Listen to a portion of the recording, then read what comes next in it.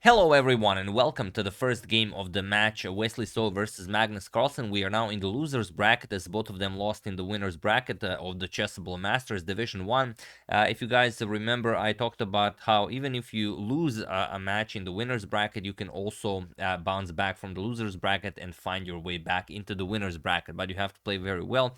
And here Wesley and Magnus are trying to eliminate each other to climb back into the winners bracket. And the difference is, in the winners bracket, you get to play 4 rapid games before playing an Armageddon game, but in the losers bracket, only 2 games will be played, and then if it's a draw, then we immediately go into Armageddon. And this is the first game of the rapids. It's quite a wild one. Wesley goes for a very early and a very a crazy pawn sacrifice, and the game features 2 really awesome pause the video moments that were missed by both players. Well, at least one player, maybe by both players, but you guys will have a chance to tackle those positions. So let's check it out. It's Wesley with the white pieces, and he opens with with pawn to e4. We have pawn to c5. Magnus, of course, goes for the Sicilian defense. Knight to f3, we have knight to c6 and bishop to b5. Now you can be pretty sure if you go e4 that Magnus will go for the Sicilian. He just prepared it so well for his last World Chess Championship title, or for rather his 2 last World Chess Championship title defenses. I don't, yeah, I like, okay, this, you might not consider this a serious game because it's an online rapid game, but yeah, it's an important event, and of course Magnus will go for the main stuff. So okay, pawn to e5, and we already mentioned this so many times that you guys of course know that you cannot win the e5 pawn. So here just castles, and now bishop to d6, as now the pawn is vulnerable. And here the standard way of playing this is by playing c3, preparing d4. You could also play d3 if you want to play a really slow system. Bishop to c4 is an move. You can play knight to c3. Basically, any move is a move here. But Wesley goes for pawn to d4. It's the move that I decided to put in the thumbnail because it's just so wild. It's like something you would see in a in a game from Morphy's era. Just giving up a pawn straight up. No serious compensation, just getting a crazy playable position. So here, well, you could play something like c captures on d4 and then c3, and then we go into some funky lines because, okay, you can't capture further because the bishop on d6 is hanging. Magnus just plays knight captures on d4. He says, thank you for the pawn, I don't want any tricky business here. So okay, knight captures on d4. We have c captures on d4. Magnus does have a double d pawn now, but it's very well protected, so you don't really have to worry about that. We have c3 by Wesley, and now bishop to c5. We have pawn to b4 by Wesley and bishop to b6. And there is one game where bishop to b2 was played, but here Wesley plays pawn to a4, and it is now as of move 9 that we have a completely new game. So okay, a5 is coming. Magnus prepares it with a6, so now he can bring the bishop back all the way to a7, bishop back to b3, and now knight to f6. We have pawn to a5, bishop to a7, and now even pawn to b5. Wesley really going wild on the queen side, pushing those pawns. With a captures on b5, and now knight to a3, preparing to capture back with the knight so he can go after that bishop. So he is kind of playing against Magnus's bishop pair. For the moment that this bishop is active, this bishop isn't doing nothing, and trading knight for bishop would be very nice. But here Magnus plays d captures on c3, knight captures on b5, and bishop to c5. Magnus not quite ready to part with his bishop pair.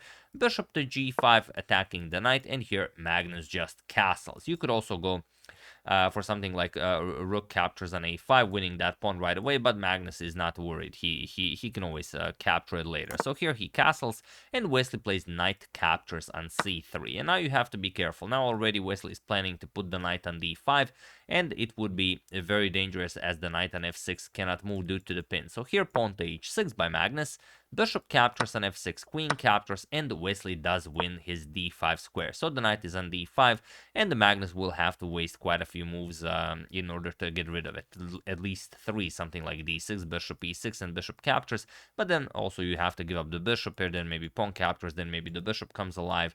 It's a very tricky position because there's no actual compensation for the pawn that Wesley sacrificed, but you know, you still have to be very careful. So queen back to d8, and now queen to d2. Magnus just continues development. Wesley continues development.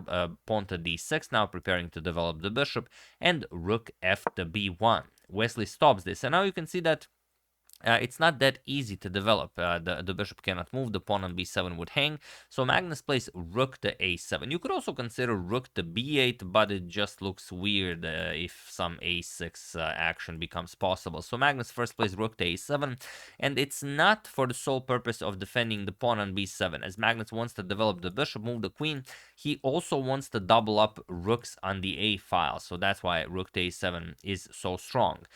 King to h1 by Wesley, getting off of this diagonal, and now bishop to e6. We have bishop to c4, and now queen to h4, bringing the queen into the attack, putting pressure on the f2 pawn. So Wesley defends it, pawn to f3. You could also consider pawn to f4.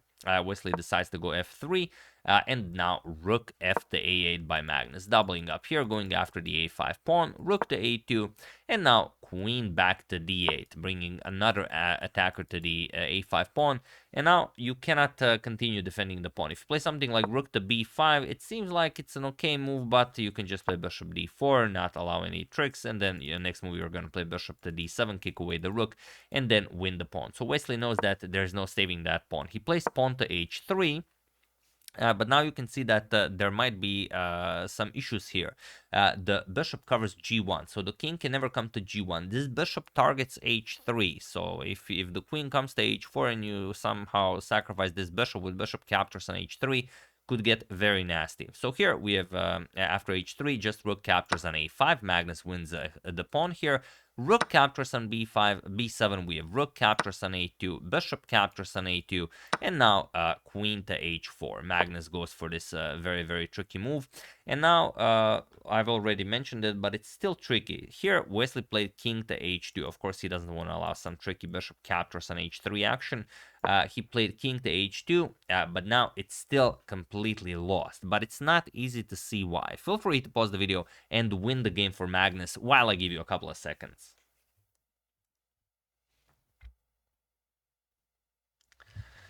So for those of you who were able to do it, congratulations on spotting what both Magnus and Wesley could not. And for those of you who just want to enjoy the show, it is bishop to f2. That's the move that wins the game. And now you're probably wondering, why is this the move that wins the game? Well, what do you play with white? Is there a move you can play? You can't really move the bishop. You're going to allow rook to a1 and some like bishop to g3 checkmate. So obviously moving the bishop is not an option. You could play something like knight to e7 check and then remaneuver the knight to f5. But okay, let's try this. King to h7, knight to f5, and what now? Bishop captures knight, pawn captures bishop, and now rook captures on a2. That's the only one of the points. And now after queen captures, there's this beautiful queen to f4 check. Look at this. Queen to f4, queen to c1, queen to g1. Spectacular. Now you have no way of defending this. King to h1, queen to c1 check, king h2, and now queen to g1 will be checkmate. All made possible as the bishop covers both g3 and g1. And aside from this, if you try some other moves after this bishop to f2 move, like I said, you could consider something like rook to b2. So rook captures on a2 will never be an option now. But now you play queen to g3. With check, king to h1, and now bishop d4. You attack the rook, and that's pretty much it. Black has to give up the rook, or you play bishop to c2, and now comes the move that we discussed. Bishop captures on h3, g captures and queen to g1 checkmate, or any of the other lines where black is also completely winning. So that was in the position. Magnus, however, missed it. He played king to h7, and now we have rook to b2. Now Wesley realizes, okay, I can't really allow that rook captures on a2 in all of these lines. We have rook to a3 by Magnus, and now rook to b3, offering a rook trade. And now Magnus goes back, rook to a7, which is kind of a shame. He could have gone for bishop captures on h3 here. It's very deadly, because after g captures on h3, there's again this bishop to f2 move. And now how do you defend checkmate? It's just such a powerful move in all the lines. You have to go for a nice king walk, king to g2, queen g3 check, king to f1. You're going to play queen to g1 check, and now king to e2. And now look at this hypothetical position. Feel free to pause the video once again and win the game for black. Hypothetically win it while I give you a couple of seconds.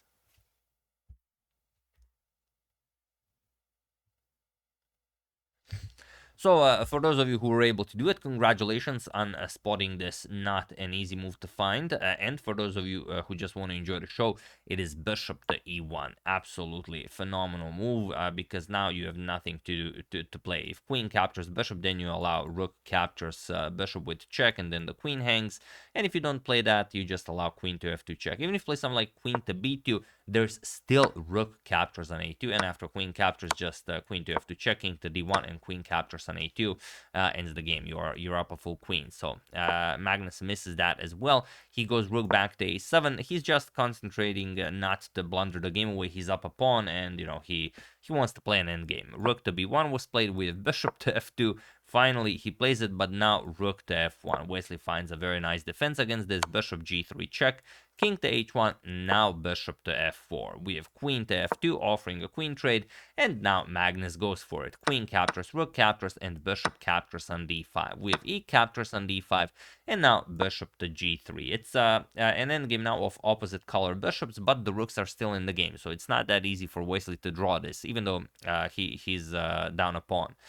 We have bishop to b1 with check, g6, and only now rook to a2, offering a rook trade. Magnus, of course, declines. If he trades rooks, then it's a draw. Wesley tries again, and now rook to b7. We have bishop to a2, and now pawn to h5. And now, okay, Magnus does that with perfect play. This is probably a win, but it's not going to be easy.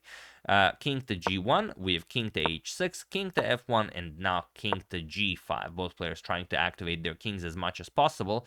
King to e2, and now pawn to f5. We have king to d3, now rook to a7. Bishop to c4, getting the bishop out of any potential harm. Rook to a3 with check, rook to c3, and rook to a1. Wesley repeats, rook to c2, and now king to f4. We have rook to e2, and now rook to a3 with check. We have king back to c2. Now comes pawn to e4. Of course, you have to try pushing, otherwise you don't have additional resources to try and win the game. F captures, and bishop to b5. Wesley just waiting to see what happens. Rook to a5 attacks the bishop, bishop back to c6, and now pawn to g5. We have king to c3, and now king to e5. We have rook to b2, and we have rook to c5 with check. Here, rook to b2 is a very tricky move by Wesley because Magnus could also consider rook captures on d5. He's already up a pawn, so he might be willing to give up the rook for this pawn and the bishop. That way, okay, he's going to be down the exchange, but he will have two connected pass pawns in the center.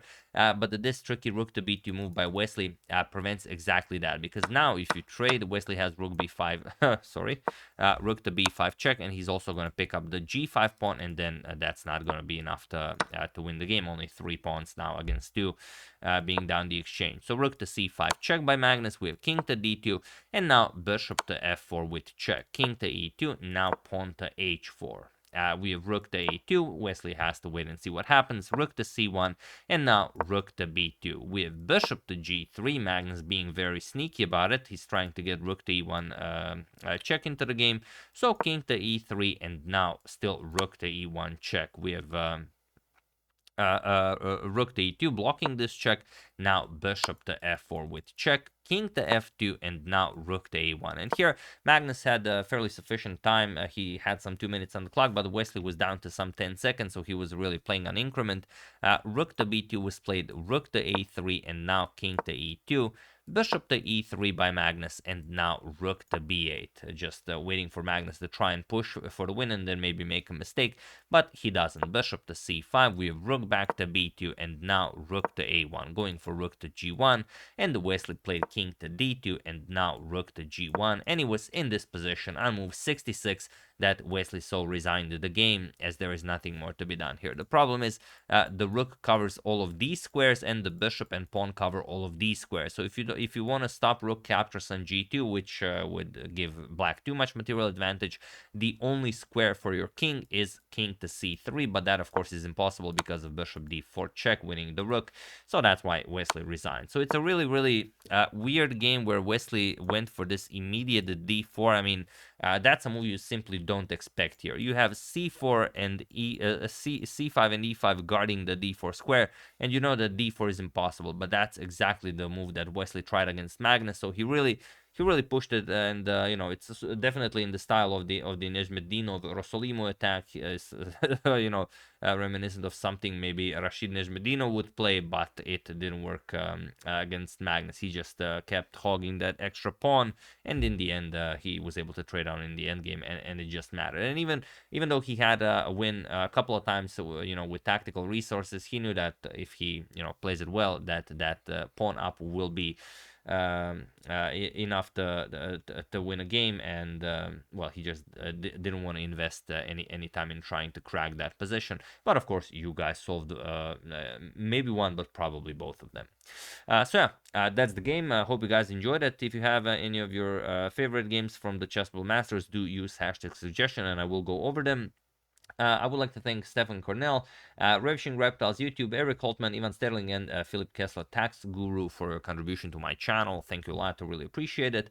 As usual, you can check 2 of my previous videos here. Thank you all for watching, and I will see you soon, continuing to check up on your wonderful suggestions and whatever else happens in the chess world.